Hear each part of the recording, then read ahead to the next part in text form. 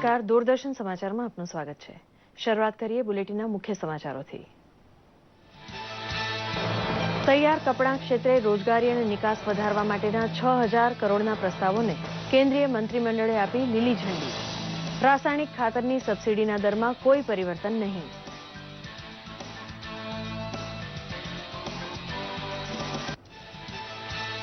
RBI દ્વારા વ્યાજદરો યથાવત રાખવાના નિર્ણયનું સરકાર દ્વારા સ્વાગત।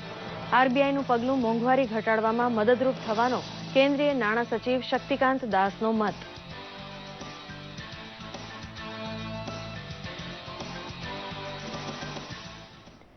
જમીન ટોચ મર્યાદા અને દબાણ સુધારા વટહુકમને ગુજરાત કેબિનેટની લીલી ઝંડી।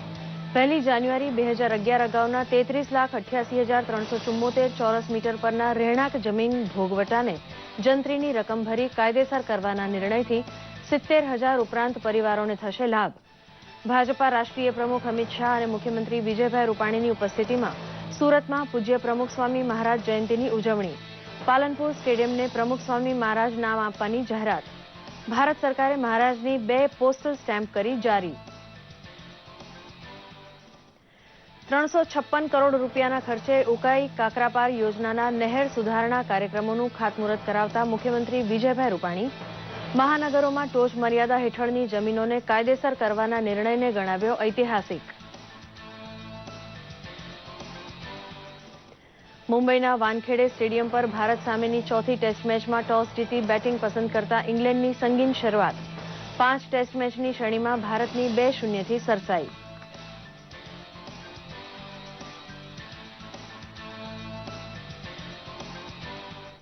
સમાચાર વિગતવાર। પ્રધાનમંત્રી નરેન્દ્ર મોદીની અધ્યક્ષતામાં યોજાયેલી કેન્દ્રીય કેબિનેટ બેઠકમાં ઘણા મહત્વના નિર્ણયો લેવાયા છે। કેન્દ્રીય કેબિનેટે તૈયાર કપડાના ક્ષેત્રમાં રોજગારના અવસર પેદા કરવા અને નિકાસ વધારવા સંબંધિત સૂચનોને મંજૂરી આપી છે। રેડીમેડ કપડા ક્ષેત્રે લગભગ 6000 કરોડના બજેટથી અનેક ઉપાયો સમયબદ્ધ રીતે પૂરા કરવાની મંજૂરી અપાઈ છે, જેના પગલે આગામી 3 વર્ષમાં 11 લાખ લોકોને પ્રત્યક્ષ અને પરોક્ષ રીતે રોજગાર મળશે।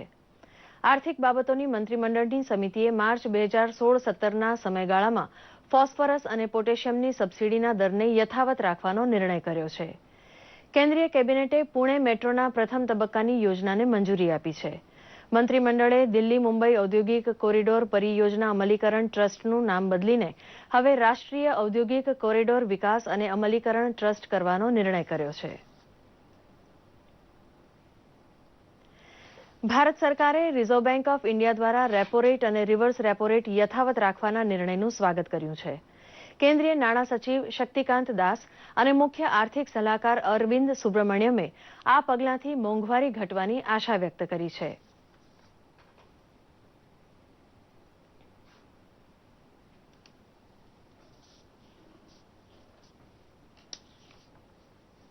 So keeping the uncertainty in the international sector, the uncertainty around the US Fed rate and the increased volatility and uncertainty in Europe also arising out of the Italian decision, the Italian vote to sort of go out of the EU. So with so much of external uncertainties and volatilities and with some kind of a resistance to downward pressure on inflation, I think Reserve Bank has taken a decision to take a pause and adopt a wait and watch policy. I think that there were probably 2 or 3 very important considerations that went into this. One, of course, is the fact that both domestically and internationally, these are times of unusual volatility and uncertainty. And therefore, this was a time to ensure that there is some continuity and stability of policy. Gujarat સરકારે શહેરી જમીન ટોચ મર્યાદા અને દબાણ સુધારા વટહુકમને મંજૂરી આપી છે। મુખ્યમંત્રી વિજયભાઈ રૂપાણીની અધ્યક્ષતા હેઠળ મળેલ રાજ્ય મંત્રીમંડળની બેઠકમાં આ વિધેયકને લીલી ઝંડી અપાયા બાદ મંજૂરી માટે રાજ્યપાલશ્રીને મોકલાયો છે। શહેરી જમીન ટોચ મર્યાદા કાયદા હેઠળ 5 મહાનગરો અમદાવાદ, રાજકોટ, સુરત, જામનગર અને ભાવનગરમાં આવેલી સરકાર હસ્તકની 33,88,374 ચોરસ મીટર રહેણાંક જમીન પરનો ભોગવટો જંત્રીની નિયત ટકાવારી મુજબ કબજા હકની રકમ ચૂકવી કાયદેસર થઈ શકશે। આનાથી 70,000 ઉપરાંત પરિવારોને લાભ થશે એમ નાયબ મુખ્યમંત્રી નીતિનભાઈ પટેલે જણાવ્યું હતું। અત્યારે જે મકાનો છે 75,000 જેટલા, એ પણ મોટા ભાગના ગરીબોના અથવા તો મધ્યમ વર્ગના છે. વર્ષોથી એ લોકો ત્યાં રહે છે, પરંતુ એ જ વપરાશ કરે છે, પણ એ મકાન ઉપર કોઈ લોન મેળવી શકતા નથી.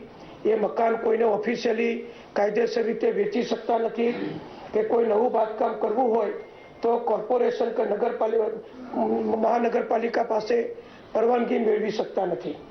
એટલે એનો લાભ એમને વિકાસ માટે એ કરી શકતા નહોતા.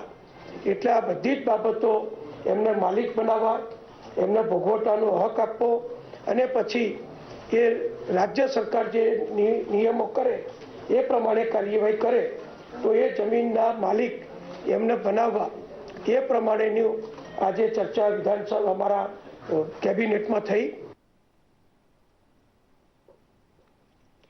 ભાજપા રાષ્ટ્રીય પ્રમુખ અમિત શાહ અને મુખ્યમંત્રી વિજયભાઈ રૂપાણીની ખાસ ઉપસ્થિતિમાં સુરત ખાતે પૂજ્ય પ્રમુખ સ્વામીની જયંતીની ઉજવણી થઈ.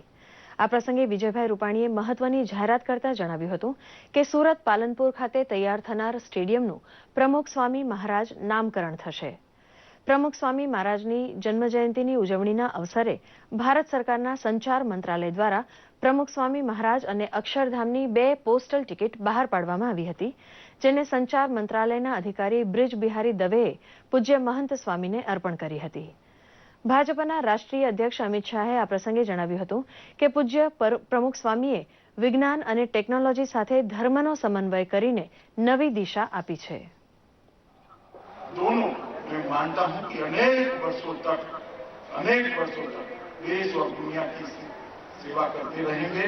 महंत स्वामी के मार्गदर्शन में एक बाप बोचासणवासी अक्षर पुरुषोत्तम संस्था एक लंबे समय तक धर्म की सेवा करती रहे, धर्म का संरक्षण करती रहे, संवर्धन करती रहे और सेवा कार्यों को, संतों को और मंदिरों को और अक्षरधामों को जिस तरह से इस संस्था ने सजाया है, संजोया है, उसी दिशा में सालों तक काम होता रहे. આજના દિવસે એક મહત્વની જાહેરાત કે સુરતમાં પાલનપુર ખાતે સાકારિત થનાર આઉટડોર ગેમ સ્ટેડિયમને પ્રમુખ સ્વામી સ્ટેડિયમ નામકરણ આપવાનું સુરત કોર્પોરેશને નક્કી કર્યું છે. ભારતીય જનતા પાર્ટીએ નક્કી કર્યું છે અને પૂજ્ય બાપાનું નામ જોડીને કાયમ એમની યાદી, એમના આશીર્વાદ આપને મળતા રહે એ પ્રકારનો નિર્ણય કર્યો છે.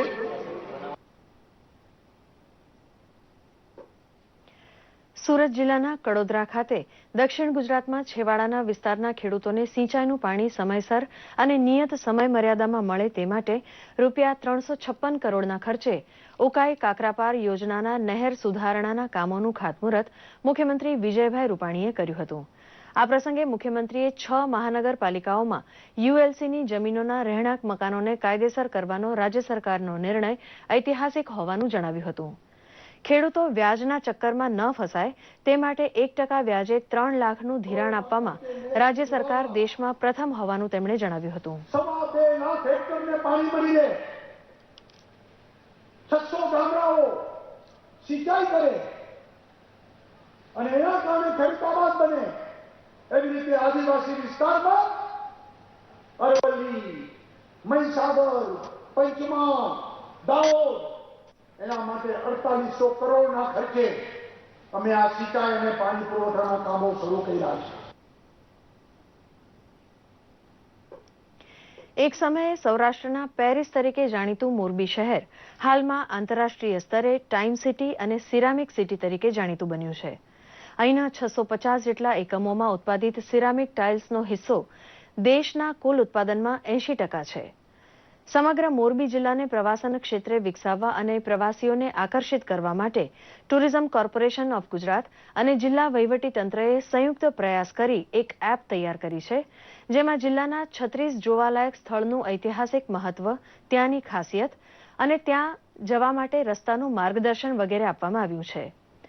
મોરબી જિલ્લાના પ્રવાસન સ્થળોએ પ્રવાસીઓ ખાસ આકર્ષિત થાય તે માટે જિલ્લા કલેક્ટર આઈ કે પટેલે ખાસ રસ લઈને આ એપ તૈયાર કરાવી છે.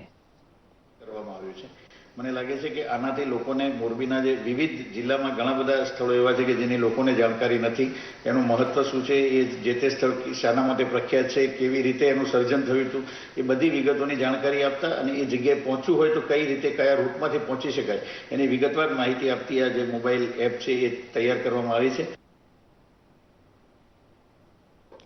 પશ્ચિમ રેલવેના જીએમ જીસી અગ્રવાલે ગોધરા અને દાહોદ રેલવે સ્ટેશનની મુલાકાત લઈને ત્યાંનું વાર્ષિક ઇન્સ્પેક્શન કર્યું હતું. આ મુલાકાત દરમિયાન તેમણે કામગીરીનું નિરીક્ષણ કરવા સાથે પડતર ફરિયાદોનું નિરાકરણ થવામાં કેટલી કામગીરી હાથ ધરાઈ છે તે અંગે પૂછપરછ પણ કરી હતી. તેમજ કેટલાક પ્રશ્નોનો સ્થળ પર નિકાલ લાવવા સૂચનાઓ આપી હતી. જીસી અગ્રવાલે દાહોદ ખાતે રેલવે સુરક્ષા દળ બેરેકનું ઉદ્ઘાટન કર્યું હતું. તેમણે દાહોદ રેલવે સ્ટેશન ઉપર લગાડાયેલી એલઈડી લાઇટનું નિરીક્ષણ કર્યું હતું. આ લાઇટ લગાડવાથી તંત્રને વર્ષે 44 કરોડનો ફાયદો થયો હોવાનું તેમણે જણાવ્યું હતું. જીએમએ આ પ્રસંગે વૃક્ષારોપણ કર્યું હતું અને ટેકનિકલ પ્રદર્શન રસપૂર્વક નિહાળ્યું હતું. ट्रैक की मेंटेनेंस कैसी है, लेवल क्रॉसिंग की मेंटेनेंस कैसी है, या कुछ नई उपकरण हैं उनका शुरुआत की गई. तो इस तरह हम इंस्पेक्शन करते हुए रतलाम पर ये कार्यक्रम खत्म होगा और जहाँ पर हमारे जो रिकॉग्नाइज यूनियंस हैं उनसे भी बातचीत होगी और उनकी जो समस्याएं हैं उसके बारे में चर्चा होगी.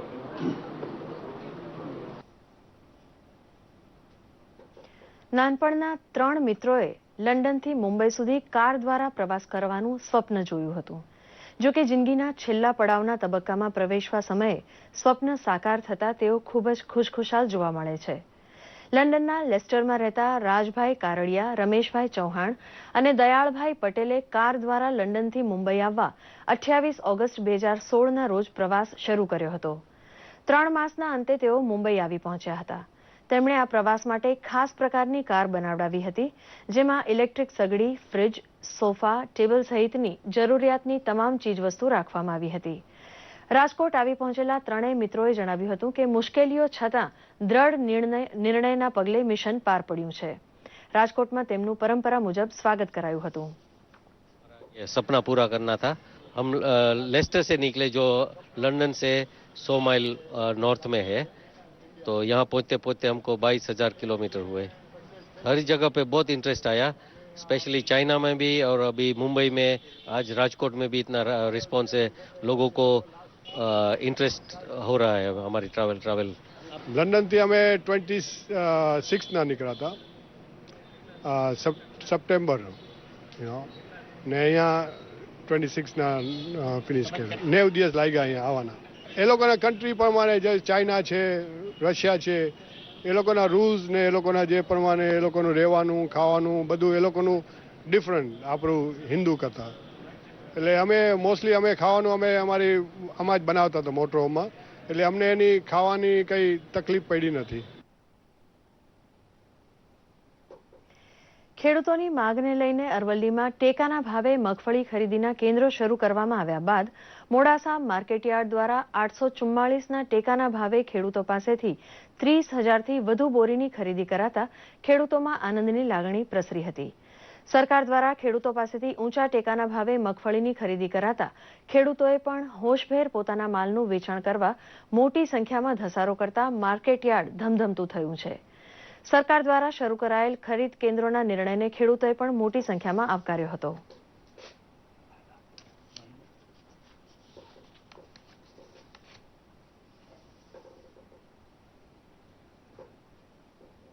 ક્રિકેટ. મુંબઈના વાનખેડે સ્ટેડિયમ ખાતે ભારત અને ઇંગ્લેન્ડ વચ્ચે શરૂ થયેલી ચોથી ટેસ્ટ મેચમાં ઇંગ્લેન્ડે ટોસ જીતીને પ્રથમ બેટિંગ પસંદ કરી હતી. ઇંગ્લેન્ડની ઓપનિંગ જોડી એલિસ્ટર કુક અને કેટોન જેનિંગ્સે બેટિંગનો પ્રારંભ કર્યો હતો. સાતત્યપૂર્ણ રમતનો પ્રારંભ કરતા છેલ્લા સમાચાર મુજબ ઇંગ્લેન્ડના 1 વિકેટે 99 રન થયા છે. 5 ટેસ્ટ મેચની શ્રેણીમાં ભારત 2-0થી આગળ છે.